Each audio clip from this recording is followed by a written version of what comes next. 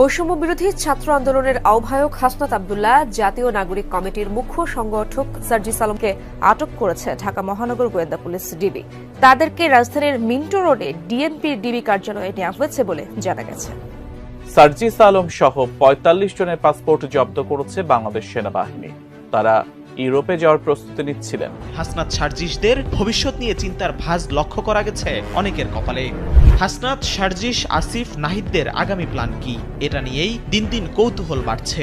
এমন মেধাবী তরুণদের নিশ্চিত সেফ এক্সিট প্ল্যানও রয়েছে।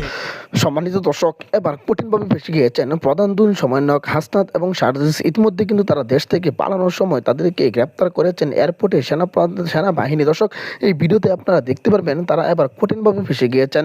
সম্মানিত দর্শক, তারা কি কারণে দেশ থেকে পালাতে চেয়েছিলেন এবং তাদেরকে যেভাবে গ্রেপ্তার করা হয়েছে বিস্তারিত আজকে এই ভিডিওর মাধ্যমে আপনারা দেখতে পারবেন, যা দেখলে রীতিমতো আপনি চমকে যাবেন। বাংলাদেশ থেকে দুর্নীতি করে তারা দেশ থেকে পালাতে চেয়েছিল, কিন্তু তারা আর পালাতে পারেনি। দর্শক, চলুন এই ভিডিওতে আমরা বিস্তারিত তথ্য দেখে আসি। খুবই গুরুত্বপূর্ণ ভিডিওটি, তাই না টেনে সম্পূর্ণ ভিডিওটি দেখবেন। চ্যানেলে নতুন হয়ে থাকলে সাবস্ক্রাইব করে রাখবেন। পরবর্তী ভিডিওর জন্য লাইক করে দেখতে থাকুন সম্পূর্ণ ভিডিওটি। তারা গোটা আন্দোলন থেকে এক দফার আন্দোলন নিশ্চিত তাদের plan A, B, C ready ছিল। প্ল্যান এ কাজ না করলে বি কিংবা সি প্ল্যান নিয়ে মাঠে থাকতো তারা। এমন মেধাবী তরুণদের নিশ্চিত সেফ এক্সিট প্ল্যানও রয়েছে, অর্থাৎ নির্বাচিত সরকার ক্ষমতায় আসার পরে কিংবা আগে কি করবেন তারা। হাসনাত, সার্জিস, আসিফ, নাহিদদের আগামী প্ল্যান কি, এটা নিয়েই দিন দিন কৌতূহল বাড়ছে।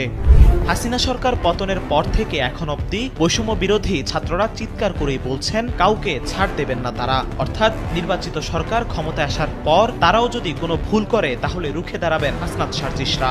অন্যদিকে চেয়ারকে সুরক্ষিত রাখতে রাজনীতির সূক্ষ্ম পরিকল্পনার অন্যতম হাতিয়ার প্রতিপক্ষকে দমিয়ে রাখা। সে হিসেবে নির্বাচিত সরকারের কঠোর নজর থাকার কথা বৈষম্য বিরোধীদের দিকে।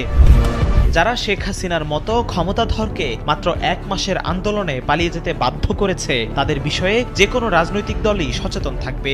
সাম্প্রতিক সময়ে বেশ কিছু বিষয় নিয়ে রাজনৈতিক দলগুলোর সাথে তাদের মত পার্থক্য দেখা যাচ্ছে। রাজনীতি বিশ্লেষকরা বলছেন যে সরকারই ক্ষমতায় আসুক না কেন, তর্জনী তুলতে পারে এমন পক্ষকে দমিয়ে রাখাই রাজনীতির অন্যতম প্রধান কৌশল। সেই হিসেবে সেফ এক্সিট না পেলে নির্বাচিত সরকার ক্ষমতায় আসলে বিপাকে পড়তে পারেন হাসনাত, সার্জিস, নাহিদ, আসিফরা। অন্তর্বর্তী সরকারে বৈষম্য বিরোধী ছাত্রদের প্রতিনিধি হিসেবে রাষ্ট্র পরিচালনার দায়িত্ব পালন করছেন আসিফ মাহমুদ এবং নাহিদ ইসলাম। কোনো কোনো ক্ষেত্রে তাদের সমালোচনা করতেও ছাড়ছেন না আন্দোলনে নেতৃত্ব দেয়ারা। তাছাড়া রাষ্ট্র পরিচালনার দায়িত্ব নিয়ে আগে থেকেই আসিফ, নাহিদরা বলেছেন রাষ্ট্র সংস্কার করে নির্বাচিত সরকারের হাতে ক্ষমতা বুঝিয়ে দিয়ে সাধারণ মানুষের কাতারে চলে যাবেন তারা। কিন্তু হঠাৎ করেই চাউর হয়েছে হাসনাত, সার্জিসরা নতুন রাজনৈতিক দল গঠন করতে যাচ্ছে। আওয়ামী লীগ শূন্য বাংলাদেশে তাহলে কি অন্যান্য রাজনৈতিক দলগুলোর প্রতিপক্ষ হিসেবে আবির্ভূত হবেন তারা? যদি তাই হয় তাহলে বড় এবং জনপ্রিয় দলগুলো কি বিনা চ্যালেঞ্জে ছেড়ে দেবেন তাদের? এমন প্রশ্নের উত্তর খুঁজতে গিয়েই হাসনাত, সার্জিসদের ভবিষ্যৎ নিয়ে চিন্তার ভাঁজ লক্ষ্য করা গেছে অনেকের কপালে। জানা যায় হাসিনা সরকার পতনের আন্দোলনে হাসনাত, সার্জিস, নুসরাত, নাহিদ, আসিফদের অনেকগুলো প্ল্যান ছিল। প্ল্যান এ কাজ না করলে তারা বি, সি সহ বেশ কয়েকটি প্ল্যান করে রেখেছিলেন। ঠিক একই সময়ে তাদের এক্সিট প্ল্যানও রয়েছে। কি সেই প্ল্যান? কেউ বলছেন রাজনৈতিক দল গঠন করে রাজনীতিতেই সক্রিয় হবেন এই তরুণ তুর্কিরা। কেউ বা বলছেন নতুন কোনো কমিশন গঠন করে নির্বাচিত সরকারকে সহযোগিতা করবেন তারা। আবার অন্য এক দল বলছেন আদতে পট পরিবর্তনের পর তাদের সেই এক্সিট প্ল্যান ওয়ার্ক করছে না, রাজনৈতিক দলগুলোর সঙ্গে বনিবনা হচ্ছে না। আন্দোলনের সময় তারা ভেবেছিলেন মাথায় করে রাখা হবে বৈষম্য বিরোধী ছাত্র আন্দোলনে নেতৃত্ব দেয়া নেতাদের। এখন দেখা যাচ্ছে তাদের সঙ্গে সবার দূরত্ব বেড়েই যাচ্ছে। এসব নানা জনের নানা মতে চিন্তায় পড়েছেন সাধারণ মানুষও। সবকিছুই যারা নেতিবাচক দৃষ্টিতে দেখেন তারা তো গুজব রটিয়েই দিয়েছেন। নির্বাচিত সরকার ক্ষমতায় আসলে অস্তিত্ব থাকবে না হাসনাত, সার্জিসদের। নিজেদের স্বার্থে হলেও এদের বিষয়ে মাইনাস ফর্মুলায় যাবে ক্ষমতাসীনরা। এই গুজবকে আবার তুড়ি মেরে উড়িয়ে দিতে পারছেন না ছাত্রদের একটি অংশ।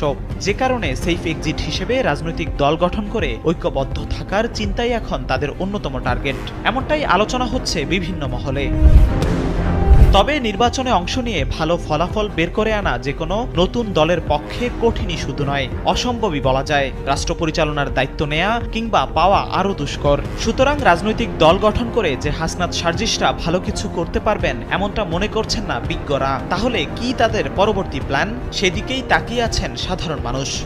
সার্জিস আলম সহ ৪৫ জনের পাসপোর্ট জব্দ করেছে বাংলাদেশ সেনাবাহিনী। তারা ইউরোপে যাওয়ার প্রস্তুতি নিচ্ছিলেন।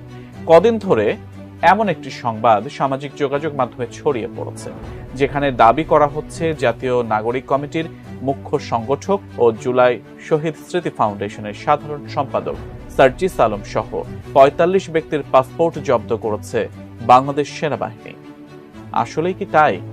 এ নিয়ে কি বলছে আইএসপিআর, জানাচ্ছেন এসআই রাজ। সম্প্রতি সোশ্যাল মিডিয়া সহ বিভিন্ন অনলাইন মাধ্যমে ছড়িয়ে পড়ে সার্জিস আলম সহ ৪৫ জনের পাসপোর্ট জব্দ করেছে সেনাবাহিনী। তারা ইউরোপে যাওয়ার প্রস্তুতি নিচ্ছিলেন। তবে এ দাবিটি একদমই মিথ্যা বলে জানিয়েছে তথ্য যাচাইকারী সংস্থা প্রিমার স্ক্যানার।